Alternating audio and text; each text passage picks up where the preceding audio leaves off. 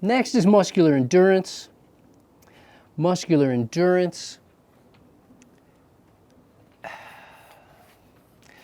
You have a gymnasium attached to your school, and the ceiling needs a paint job.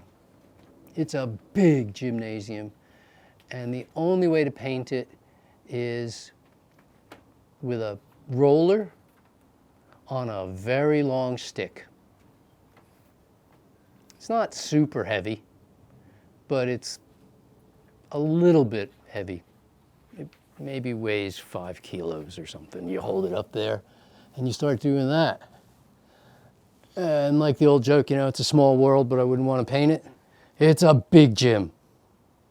For how long could any of you be doing that with 5 or kilos of paint and roller and long stick up over your head, doing that while you paint a magnificent ceiling, maybe the size of this field or something?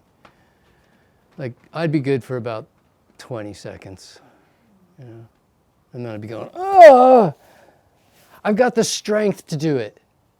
I don't have the muscular endurance developed in those specific muscles. Painter could do it all day long. I can't. I can walk all day long. I'm pretty good at walking. I've got muscular endurance to keep walking. But I didn't used to in the years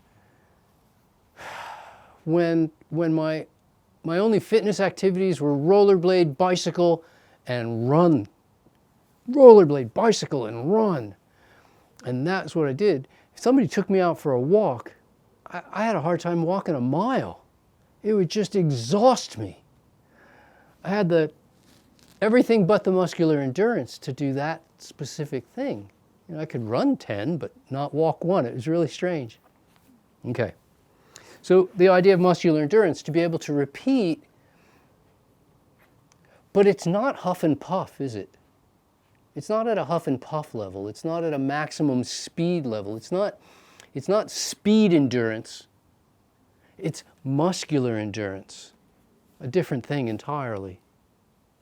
When we go to speed endurance, we're getting into what's known as cardio, or cardiorespiratory, or whatever you wish to call it. Based huff and puff.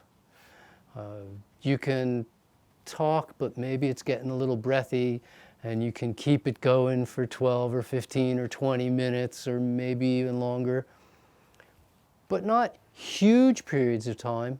No, even though you probably know there's people out there running 100 miles and running 100 hours and doing all sorts of things like that. They're not doing it at a cardio pace. They've slowed down. If it's an uphill incline, if it's an incline at all, they're walking. They're not out of breath. They're walking. They're being ultra conservative in order to do an ultra event. That's pure endurance. But cardio, we've got that huff and puff thing going on, and we're hoping to be able to make 5 or 10 or 15 or 20 minutes, and that's all there is to it.